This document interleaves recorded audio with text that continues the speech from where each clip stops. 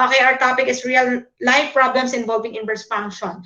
The grade 11 senior high school students are offering car wash service to raise funds. The students spent 5,000 pesos on the materials and supplies and earn 8,000 pesos. If the students collect 104 pesos for each car, how many cars did they wash? Okay, so the first step is to write or convert this situation to function.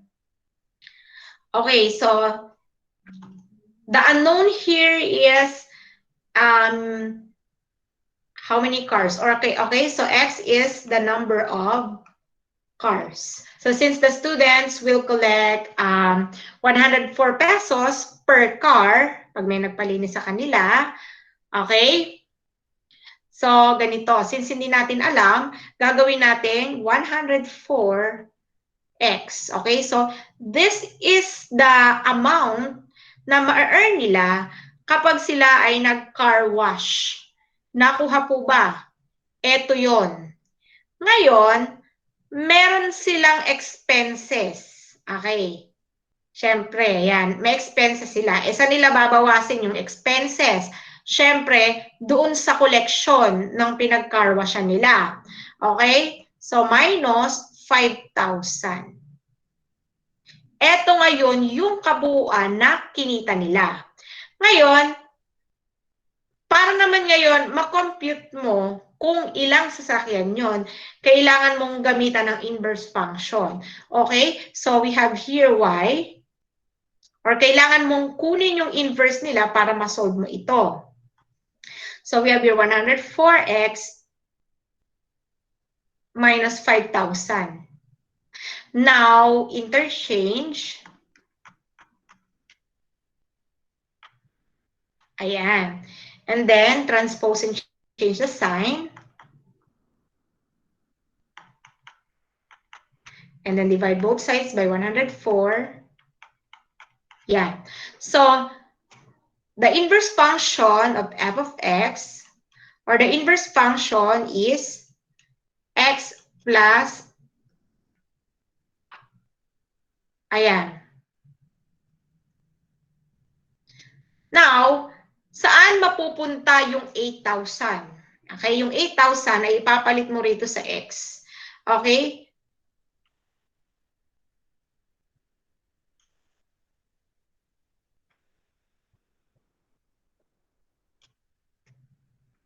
Okay, so what is it equal to? Paki-compute nga. Okay, the answer is 125. So, kailangan pa bang isulat yung car? Okay? It depends on the given. Since here, if the car is mentioned na dun sa question, how many cars?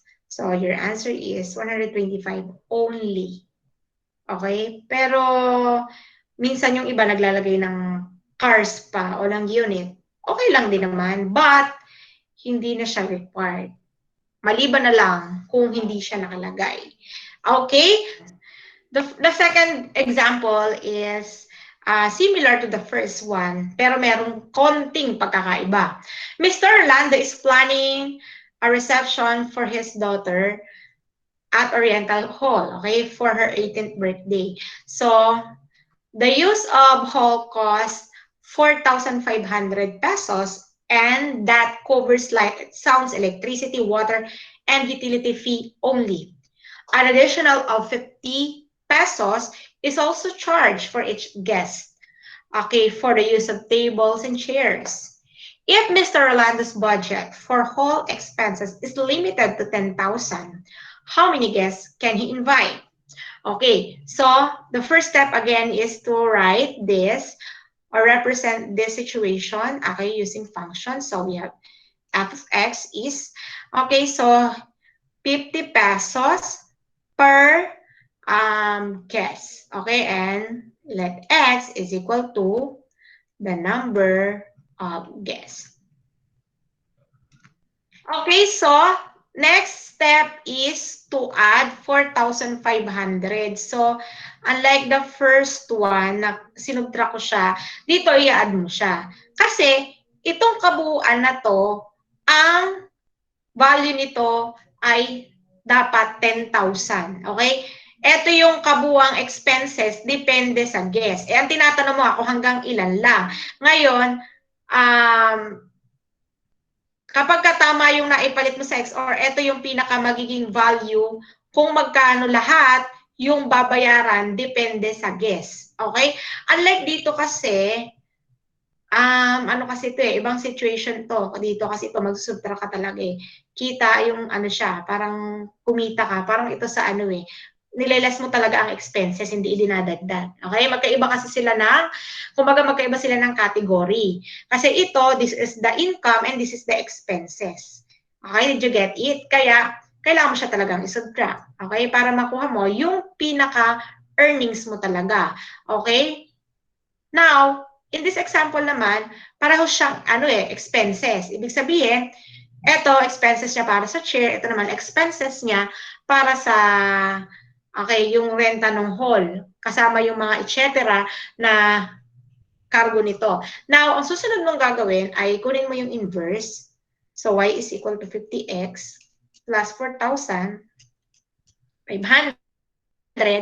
And then here is x is equal to 50y plus 4,500.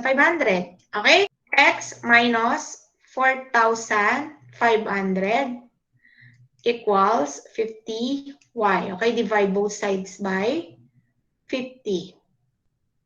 Okay, so ito yung inverse.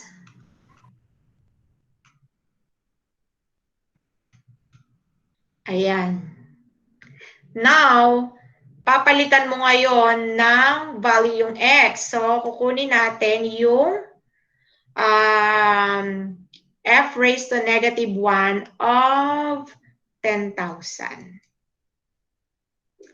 Okay, so we have here 10,000 minus 4,500 over 50. Paki-compute, 110. Okay, so he can invite 110 guests only. Okay? So, Andre and his friends are playing guessing games. So, think of a positive number. Halimbawa, let x is the positive number. This is, okay, the first step. And then add 3 to the number. Then square the resulting number. Then multiply the result by 4. Then finally, divide the result by 2. Okay, so this is the original function. Okay? Now, kunin natin yung inverse. Okay, yun ang unang task. Okay, so we have here y is equal to 4 times the quantity of x plus 3 squared over 2. And since this is divisible, pwede mo na siyang i-divide. Okay? Pag dinivide mo yan, 2. So, y is equal to 2 times the quantity of x plus 3 squared. So, the next step is to divide both sides by 2. Okay, so we have your x over 2 equals, okay. Then, by extracting the square root, we have square root of x over 2 and then equals y plus 3. Tapos lipat. So, ganyan. Huwag na natin siyang i-rationalize. Pwede mo siyang i-rationalize, pero pwede rin namang hindi. Hindi ko na siya i-rationalize. Okay, now, ang goal natin, so ito yung inverse. Okay, palitan na lang natin to.